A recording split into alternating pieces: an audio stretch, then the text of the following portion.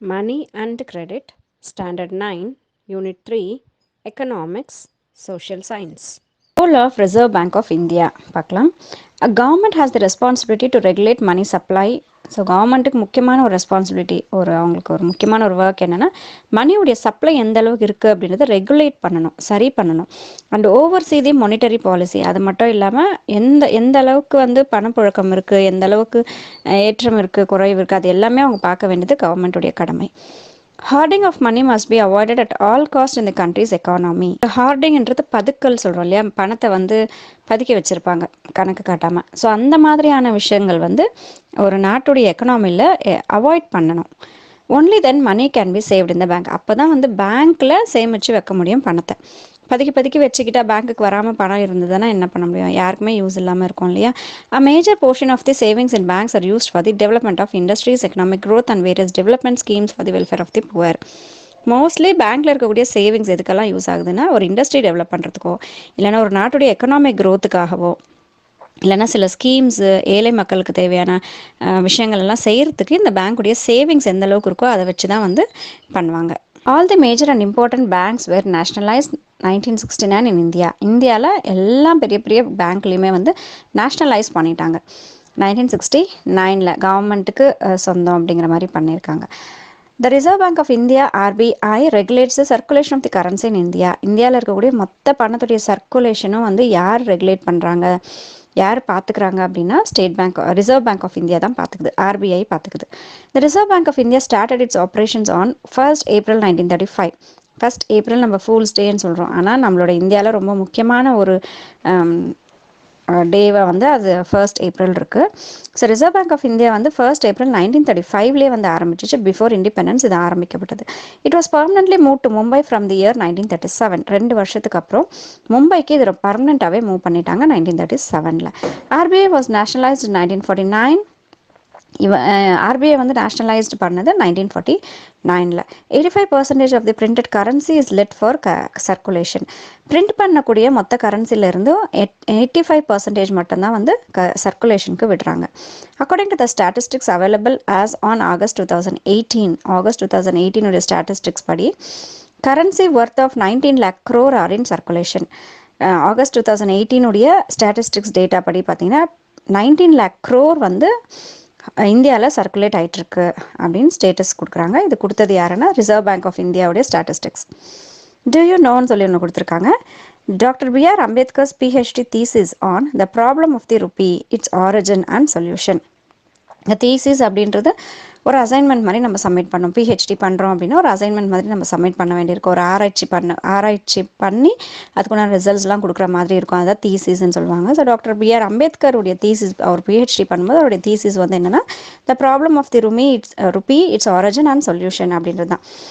பணத்துடைய problems என்ன, அது எப்படி உருவாச்சு, அதுக்கு என்ன சொல்யூஷன் அப்படின்னு சொல்கிறது தான் அவருடைய தீசிஸ், PhD உடைய thesis. Was a reference tool and providing guidelines for the reserve bank of India act of 1934. இவருடைய அந்த தீசிஸ் தான் reserve bank of India act 1934 படி ஃபுல்லாக RBIக்கு கைட்லைன்ஸ் கொடுத்துட்ருக்கு இந்த பண விஷயமா. ஃபங்க்ஷன்ஸ் ஆஃப் மணி அப்படின்றத பார்க்கலாம். When money replace the barter system. இங்கே பார்ட்டர் அப்படின்றது ஒரு பொருள் கொடுத்துட்டு இன்னொரு பொருள் வாங்கிக்கிறது, அதுதான் பார்ட்டர் சிஸ்டம். பழங்காலத்தில் பணம்லாம் வராத போது அதுதான் இருந்தது. நம்மக்கிட்டே ஒரு பொருள் இருந்தால் அதை அவங்கக்கிட்ட கொடுத்துட்டு அவங்கக்கிட்ட என்ன பொருள் இருக்கோ அதை நம்ம எக்ஸ்சேஞ்ச் பண்ணிக்கிறது, பண்ட மாற்று முறை அப்படின்னு சொல்லுவாங்க தமிழில். ஸோ மணி என்ன ஆச்சுன்னா இந்த பார்ட்டர் சிஸ்டமை ரீப்ளேஸ் பண்ணிச்சு, மாற்றிடுச்சு. Lot of practical issues were solve. இதனால் நிறைய ப்ராக்டிக்கல் இஷ்யூஸ் சால்வ் ஆகிடுச்சு. அது எப்படி சொல்கிறாங்க அப்படின்னா, இப்போ ஒருத்தர்கிட்ட ஒரு பொருள் இருக்குது, ஆனால் நமக்கு அந்த பொருள் வேணும், ஆனால் நம்மக்கிட்ட இருக்கிற பொருள் அவங்களுக்கு தேவைப்படலை. அப்போ அவங்க அதை எப்படி எக்ஸ்சேஞ்ச் பண்ணிக்குவாங்க, பண்ண மாட்டாங்க. ஸோ அந்த மாதிரியான சில ப்ராப்ளம்ஸ்லாம் மணி அப்படின்றது ஒன்று வந்ததுக்கப்புறம் சால்வ் ஆகிடுச்சு.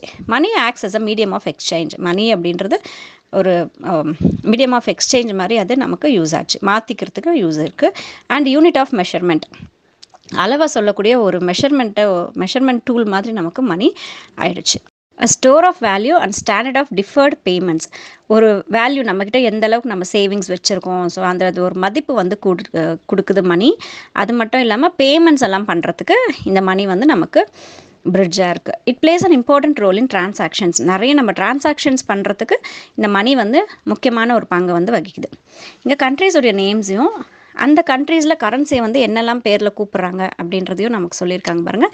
இந்தியாவில் ருப்பி, இங்கிலாண்டில் பவுண்டுங்கிறாங்க, யூரோப்பியன் யூனியனில் யூரோ, கனடாவில் டாலர், ஜப்பானில் என், சைனாவில் யுவான், சவுதி அரேபியாவில் ரியால், ஆஸ்திரேலியாவில் டாலர், மலேசியாவில் ரென்கெட், பாகிஸ்தானில் ருப்பி, ஸ்ரீலங்காவில் rupee. Then medium of exchange. Money should be accepted liberally in exchange of goods and services in the country. So money வந்து பார்த்திங்கன்னா ரொம்ப ஈஸியாக லிபரலி அப்படின்போது ரொம்ப ஈஸியாக வந்து கூட்ஸ் அண்ட் சர்வீஸ் எல்லாம் எக்ஸ்சேஞ்ச் பண்ணுறதுக்கு இது ஒரு மீடியமாக வந்து செயல்படுது. இப்போ நான் அவங்க சர்வீஸ் பண்ணுறாங்கன்னா அந்த சர்வீஸ்க்கு நம்ம பணம் கொடுத்துலாம். ஒரு திங்ஸ் நம்ம வாங்கணும் அப்படின்னா அந்த திங்ஸ்க்காக நம்ம பணம் கொடுத்துலாம். ஸோ இது ஒரு மீடியம் ஆஃப் எக்ஸ்சேஞ்சாக வந்து நமக்கு ஒர்க் பண்ணுது. Then unit of account. Money should be a common standard unit of calculating a country's total consumer goods, product, service etcetera.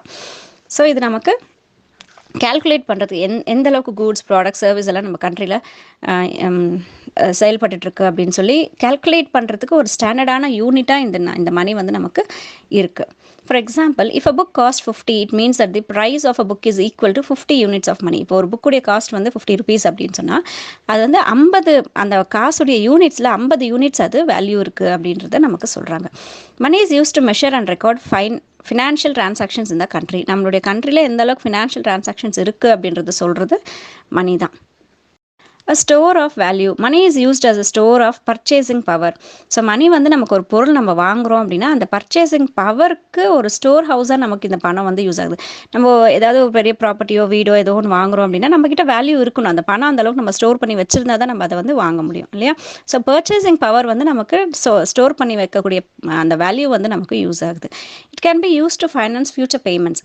ஃபியூச்சரில் ஏதாவது நமக்கு பேமெண்ட்ஸ் கொடுக்க வேண்டியிருக்கு, ஏதாவது வாங்க வேண்டியிருக்கு, கொடுக்க வேண்டியிருக்கு அப்படின்னா நம்ம அந்த ஸ்டோரேஜுடைய இதை வச்சு நம்ம கொடுத்துக்கலாம். ஸோ மணி ஒரு ஸ்டோரேஜாக நமக்கு யூஸ் ஆகுது, யூனிட் ஆஃப் அக்கௌண்ட்டாக யூஸ் ஆகுது, மீடியம் ஆஃப் எக்ஸ்சேஞ்சாக நமக்கு யூஸ் ஆகுது. 9 கிரெடிட் அப்படின்றத பார்க்கலாம்.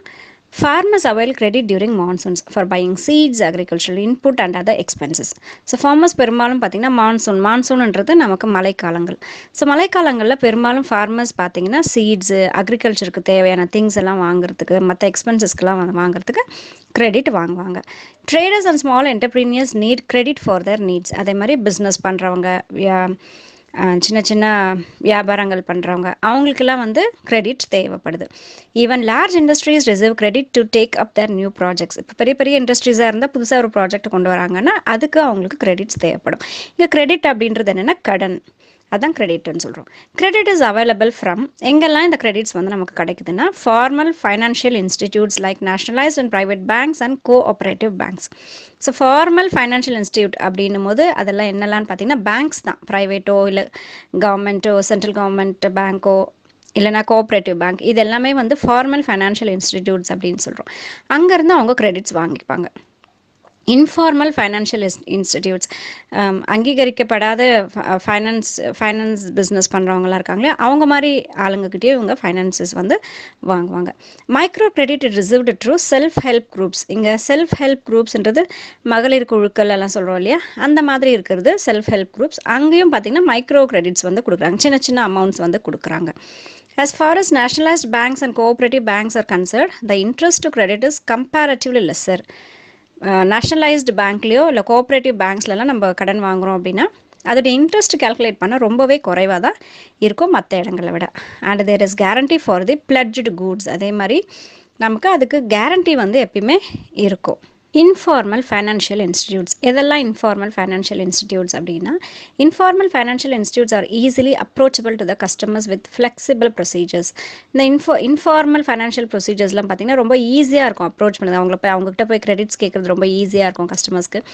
அண்ட் வந்து ப்ரொசீஜர்ஸ் ரொம்ப குறைவாக இருக்கும். பேங்க்கில் போய் நம்ம லோன் வாங்குறோன்னா அவங்களுக்கு நிறைய டாக்குமெண்ட்ஸ் கொடுக்க வேண்டியிருக்கும், நிறைய விஷயங்கள் கொடுக்க வேண்டியிருக்கும். ஆனால் இவங்க வந்து இன்ஃபார்மல் ஃபைனான்ஷியல் இன்ஸ்டிடியூட்ஸ் வந்து எப்பயுமே கொஞ்சம் ஃப்ளெக்சிபிளாக இருப்பாங்க, ரொம்ப ஈஸியாக நமக்கு கிடைக்கும். But there are issues like the safety of items, pledge, high rates of interest and modes of recovery. ஆனால் அதில் நமக்கு ஒரு நெகட்டிவ் விஷயங்கள் இருக்குது. என்னென்னா ரேட்ஸ் ஆஃப் இன்ட்ரெஸ்ட் வந்து ஹையாக இருக்கும், ரெக்கவரி வந்து ரொம்ப வெவ்வேறு விதமான ரெக்கவரிஸ் வந்து இருக்கும். நம்ம கட்டலை அப்படின்னா அதுக்கு அவங்க நிறைய விஷயங்களை நம்மளை ப்ரெஷர் கொடுப்பாங்க. அந்த மாதிரியான விஷயங்கள்லாம் நிறைய இருக்குது. People who live in a particular place or those who are involved in a certain work join together as a group and start savings. ஒரே இடத்துல இருக்கக்கூடிய மக்களோ இல்லை ஒரே மாதிரி ஒர்க் பண்ணக்கூடிய ஆட்களோ என்ன பண்ணுவாங்க, குரூப்ஸாக சேர்ந்துக்கிட்டு அவங்க எல்லாரும் கொஞ்சம் கொஞ்சம் பணம் போட்டு சேவிங்ஸை வந்து ஸ்டார்ட் பண்ணிடுவாங்க. These are called as self help groups. நம்ம மகளிர் குழுக்கள் சொல்கிறோம் இல்லையா, அந்த மாதிரி அது வந்து செல்ஃப் ஹெல்ப் குரூப்ஸ்ன்னு சொல்கிறோம். ஸோ அந்த மாதிரியும் வந்து அதெல்லாம் வந்து நமக்கு இன்ஃபார்மல் ஃபைனான்ஷியல் இன்ஸ்டியூட்ஸில் தான் வரும். The nationalised banks provide help to these groups through micro credit. இந்த பேங்க்ஸ் எல்லாம் இருக்கு இல்லையா, அந்த பேங்க்ஸ் மூலியமாக கூட இந்த செல்ஃப் ஹெல்ப் குரூப்பில் வந்து மைக்ரோ கிரெடிட்ஸ் வந்து கொடுக்குறாங்க. Credits given through self-help groups for street vendors, fishermen, especially women and poor, really make a difference in their life. So இந்த கிரெடிட்ஸ் செல்ஃப் ஹெல்ப் குரூப் மூலயமா கிரெடிட்ஸ் யாருக்கெல்லாம் கொடுப்பாங்கன்னா, தெருக்களில் வியாபாரங்கள், தெருவில் ஸ்ட்ரீட் வியாபாரிங்கள்லாம் இருக்காங்களா அவங்களுக்கு, மீன் பிடிக்கிறவங்களுக்கு, விமென்ஸ்க்கு, ரொம்ப புவராக இருக்கிறவங்களுக்கு, அவங்களுக்கெல்லாம் இது கொடுக்கும்போது அவங்களோட லைஃப்பில் இது ஒரு பெரிய டிஃப்ரென்ஸ் வந்து அவங்களுக்கு கொடுக்குது. In Tamil Nadu, all the banks have 10,612 branches. டோட்டலாக பேங்க்ஸ் நம்ம தமிழ்நாட்டில் இருக்குன்னா 10,612 branches இருக்குது. Across the state, they carry on a total transaction of around 15 lakhs crore rupees during the financial year 17-18. 17-18 financial year உடைய status படி நம்ம தமிழ்நாட்டில் transaction அப்படின்னு பணப்புழக்கம் சொல்லுவாங்க. ஸோ அது எவ்வளோ டிரான்சாக்ஷன்ஸ் இருக்குது அப்படின்னா 15 lakhs crore rupees வந்து 17-18 ஃபினான்ஷியல் இயரில் நடந்திருக்கு. How are currency printed in India? இந்தியாவில் கரன்சிஸ் எப்படி பிரிண்ட் பண்ணுறாங்கன்னு சொல்லி கொடுத்துருக்காங்க பாருங்கள். 1 rupee and 2 rupee notes were first printed in India in the year 1917. 1917ல் 1 rupee 2 rupee நோட்ஸை வந்து ஃபஸ்ட்டு நம்மளோட இந்தியாவில் பிரிண்ட் பண்ணாங்க. The Reserve Bank of India is empowered to issue the Government of India notes since 1935. 1935லேருந்து reserve bank of India தான் Indian கவர்மெண்ட்டுக்கு notes வந்து அச்சடித்து கொடுத்துட்ருந்தாங்க. அந்த பவர் அவங்கக்கிட்ட தான் இருந்தது. 500 rupees note currency was introduced later. 500 rupees அதுக்கப்புறம் தான் இன்ட்ரடியூஸ் பண்ணுறாங்க. In 1940, 1 rupee notes were issued again. மறுபடியும் 1940ல் 1 rupee நோட்ஸை மறுபடியும் அச்சடித்து வெளிவிட்டாங்க. Till 1947, the currency notes with the image of King George VI were in circulation. நம்ம இண்டிபெண்டன்ஸ் வாங்குற வரைக்கும் நம்மளுடைய இந்தியன் நோட்ஸில் கிங் ஜார்ஜ் 6 உடைய பிக்சர் வந்து அதில் இருந்தது.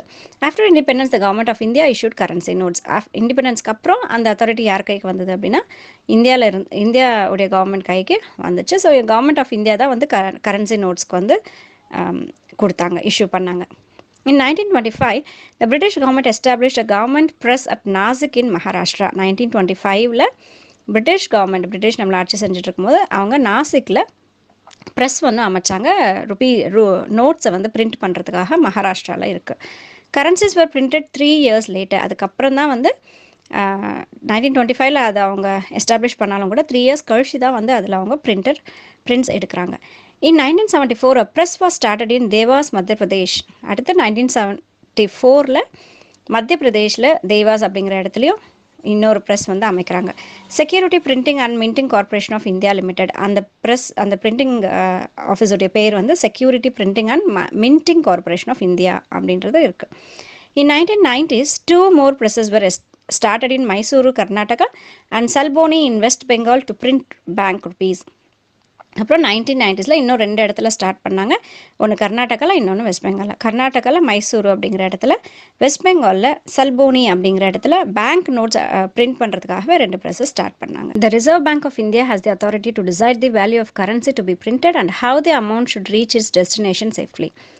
ஸோ என்ன வேல்யூ ஆஃப் கரன்சி பிரிண்ட் பண்ணணும், அந்த அமௌண்ட் வந்து எப்படி சேஃப்டியாக ஒரு இடத்துக்கு போய் சேரணும், அது எல்லாத்துக்குமே அத்தாரிட்டி யார்கிட்ட இருக்குது, பவர் யார்கிட்ட இருக்குன்னா ரிசர்வ் பேங்க் ஆஃப் இந்தியா கிட்ட இருக்குது.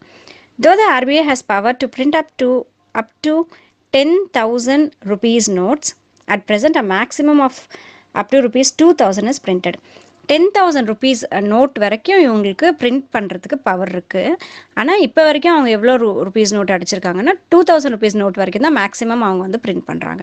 இன்னும் 10,000 rupeesக்குண்டான நோட்ஸ் எல்லாம் வந்து அவங்க பண்ணலை. பட் பவர் இருக்குது அவங்களுக்கு. 10,000 rupees நோட்ஸ் வரைக்கும் பிரிண்ட் பண்ணுறதுக்கும் அவங்களுக்கு பவர் இருக்குது. தேங்க்ஸ் ஃபார் வாட்சிங் ஸ்ரீதேவி ஜோன்.